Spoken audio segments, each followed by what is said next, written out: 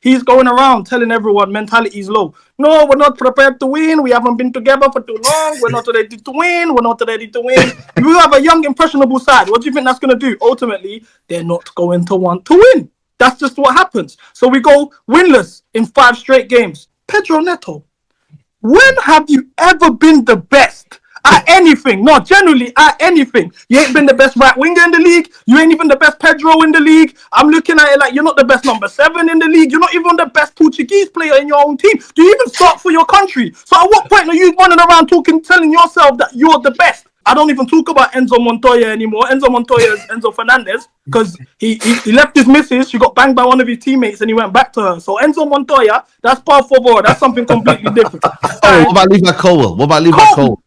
He's a JD Sports model. He's a JD Sports model through and through. You can see it. The black spray. Even when sometimes he mistimes challenges and he does this with his shirt out of frustration and you see the ink all over his kit. Oh, get this guy out of my club, bro. These are the guys.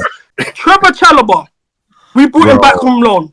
Now, Trevohchalobah, he's a religious man. He prays. You're actually a religious man. You post Bible quotes every week. Every time you drop a stinker, you go on your knees and post a picture like this and say it's only God, so we can't slander you. But I don't understand. Why don't you pray to improve? Why don't you pray to be a better player instead of dyeing your hair brown? Why do you dye your hair brown? Do you think you're Ghana? You trying to be Ghana or something? This is what I'm saying. Our club is infested with aura and fashionista merchants.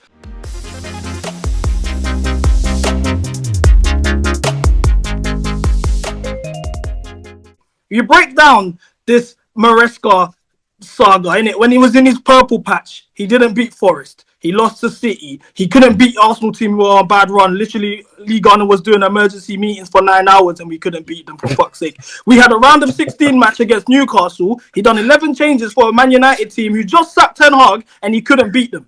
Do you know what I mean? That's him when he was at his best. This was, oh my gosh, we're cooking Chelsea, by the way. Now we've gone to here where we were 2 points off the title. As a Chelsea fan, every year I want to win the league. No matter who my manager is, no matter who the players are. I'm born in 2000. My first season, 04-05, we won the league. First time I ever went to the bridge and saw a game live, we lifted the title. 09-10, 8-0 against Wigan. Drogba hat-trick. Golden boot, it's to clinch the golden boot over Wayne Rooney. That's the Chelsea I know. That's my standard. Every year I want to win the league. So, when we're 2 points off the title in December, I'm saying, yes, we are in the title race. He's going around telling everyone mentality is low. No, we're not prepared to win. We haven't been together for too long. We're not ready to win. We're not ready to win. You have a young, impressionable side. What do you think that's going to do? Ultimately, they're not going to want to win. That's just what happens. So we go winless in 5 straight games. Drew 0-0 to Everton. Lost 2-0 to Ipswich. Lost 2-0 to Ipswich. That's already a sackable offence. He lost 2-1 to Fulham. Another sackable offence because that's the first time they've beaten us at home in 45 years. Couldn't beat Crystal Palace. In all of that run, by the way, we was 1 goal up. We was 1 goal up against Paris, didn't win the game. We was 1 goal up against Fulham, didn't win the game. We was 1 goal up against Bournemouth, didn't win the game. 1 goal up against Man City, didn't win the game. At what point do we realise, okay, you just have some sort of tactical flaws? And then I look at improving players at the end of the day. Who's actually improved? Palmer's regressed. I'm looking at Palmer right now in this panel. I have not seen Palmer perform in a long time. I see Lee. It's not... You know what I'm saying? That's why he's even froze now. That's why he's froze, because he's realised, fuck, the jig is up. The connection's gone shaky. But this is what I'm saying. We've got Lee Gunner running around in our kit these days. We ain't got Palmer anymore. Gusto, I call Gusto Sean Paul Gusto. Give me the light. The Sean Paul that we have now isn't the real Sean Paul. We don't have, I'm going to stick to my girl like Lou and have a lovely number 2. We've got the bold Sean Paul, the washed one with the Mohican like Raul Morales. That's the Sean Paul we're getting now. He was flying on the puts, but because, no, I don't like overlapping fullbacks. I like my fullbacks to invert and all of this. This is what Gusto's happened. So we've lost Gusto. We've lost Lee Gunner. You look at Colwell. Colwell was, at the end of the day, Colwell was regarded as one of the best young under-21 centre-backs we would ever have in this game. We was under the impression that Colwell was going to be next up. He's the next John Terry. That's what they all told us. Do you know what I'm saying? And now I look at Colwell. At the end of the day, the guy's just not good enough. He can't play. He's a bit rash. He hides around the pretty privilege. You got a black spray. You know what I'm saying? I've said this before. If you want to make it as a footballer, all you got to do is find a Latvian woman, an Eastern European, ideally somebody that's a bit tall, breeder, especially in places like, you know what I'm saying, the Yugoslavian joints, they go to Sweden, they love a black man. You breed one of them joints and just spam left foot training. And then when they turn 15, 14, put them in a full kit, black spray them, get a taper fade. I promise you they're signing a pro that day. And speaking of black spray, because he ain't the only one that's got black spray, this is when we start talking about Jadon-Sancho. Saeed, if you don't get Sancho back in the summer, you meet me at the car park. Enough's enough. At the end of the day, That's your guy, man. That's your guy. That's not my problem anymore. Since Lowski's come out of jail and dropped that daily duppy, Sancho has not been performing. I said it on my stream the other day. He needs to just sign up for UCAS. Enough's enough. This is the thing. Every single move these directors done in the summer window has been an absolute mess. This is the thing.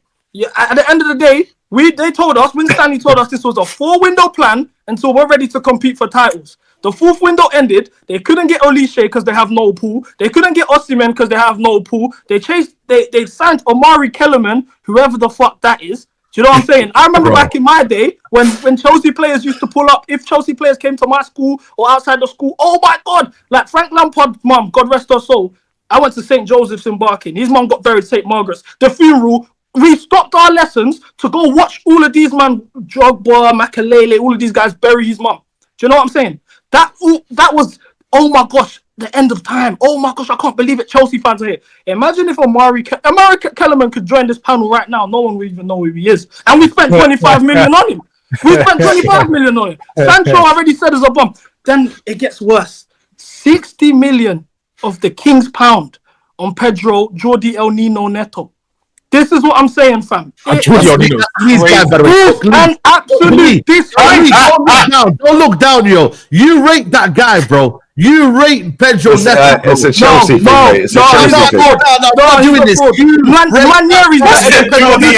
Right now, bro. You speak up right now. But go ahead. Ranieri's better than Jordi El Nino. That's the truth. You know who Jordi is. You know, Robinson. If you know who Jordi El Nino is, you might not wrong. If you might know who Jordi El Nino is, you might not wrong. So when Pedro Neto scored against West Ham, he scored his equaliser, 2nd goal of the season. By the way, he's on 2 goals. Before we signed him, his league tally was 12 league goals in Premier League in 4 years. We signed him, he's only got 2 goals. When he scored his 2nd goal of the season, equaliser against West Ham at home, the bare minimum, he's doing this, giving it this to the fans, to his own fans, doing this in a London derby. They've asked him about it. Oh, he says, 1 minute you're the best, the next minute you're the worst in this fan base. Pedro Neto, when have you ever been the best at anything? No, generally at anything. You ain't been the best right winger in the league. You ain't even the best Pedro in the league. I'm looking at it like you're not the best number 7 in the league. You're not even the best Portuguese player in your own team. Do you even start for your country? So at what point are you running around telling yourself that you're the best?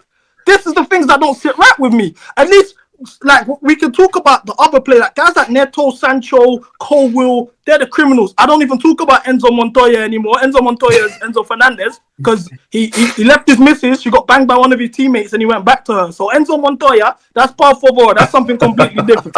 But the 2 players that I see your fan base really like been getting onto lately is Jackson and Palmer. Now, Jackson posted a picture of himself in the hospital the other day. I said it on my stream. I've been saying it for months.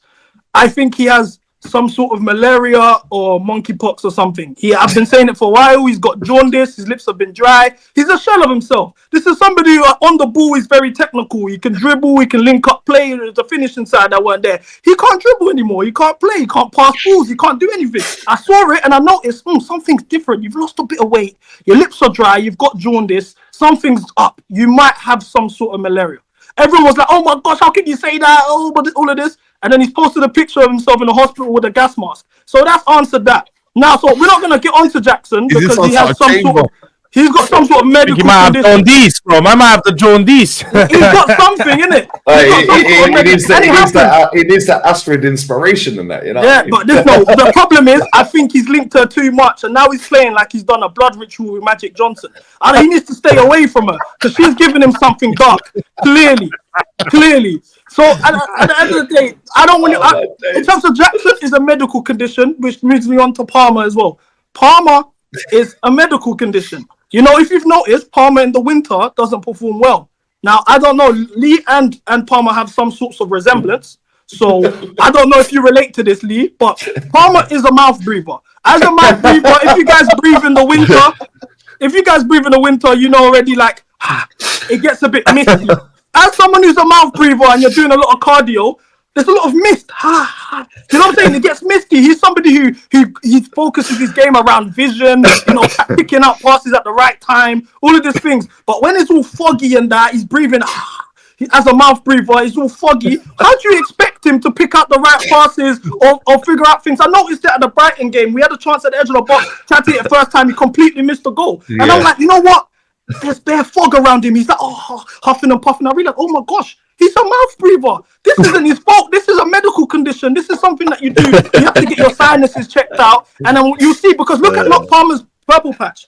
It was last season in the spring, March, April. He's bagging the goals, 4 goals against Everton, hat-trick against United, brought it onto the Euros. And then started the season strong. The sun's out. As it starts getting foggier and mistier and the mouth breathing gets a bit difficult, mist all over the air, the form drops. So you can't get onto guys like Palmer because this is a medical condition.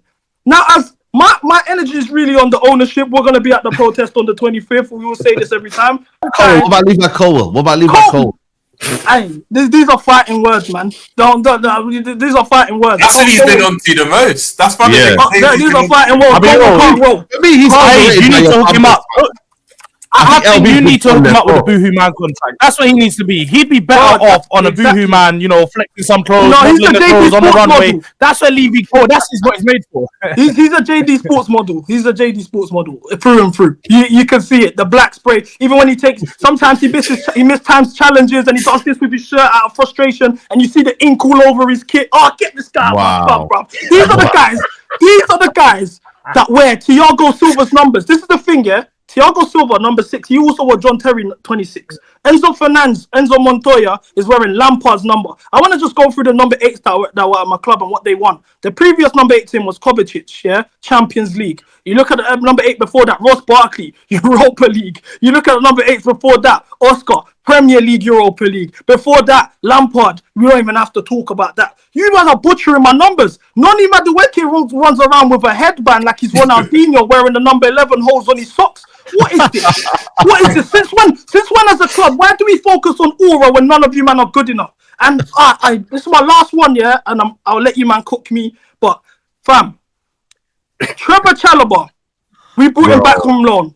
Now Trevor Chalobah, he's a religious man. He prays. You know, my mum would love a Trevor Chalobah. He's always posting a Bible quote, all of these things there. He's a prayerful man. So explain to me why you never prayed for discernment to know that fucking whatever my man's name is, I can't even think off the top of my head. That Brighton player that's rinsed him up, I can't think of the top of my head. Minty.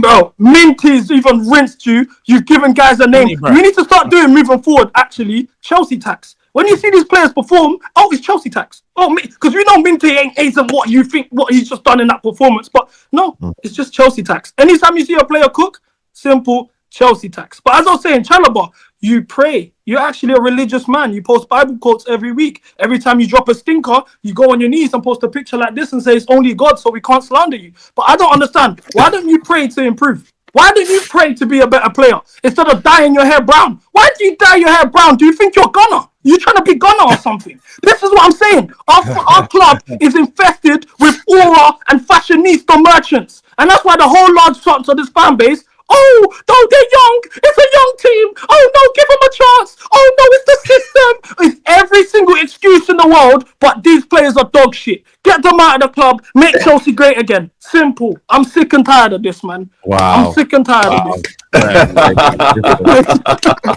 That was an epic rant, man. I don't know how long that was to get me, but bro, it is crazy, man. Like,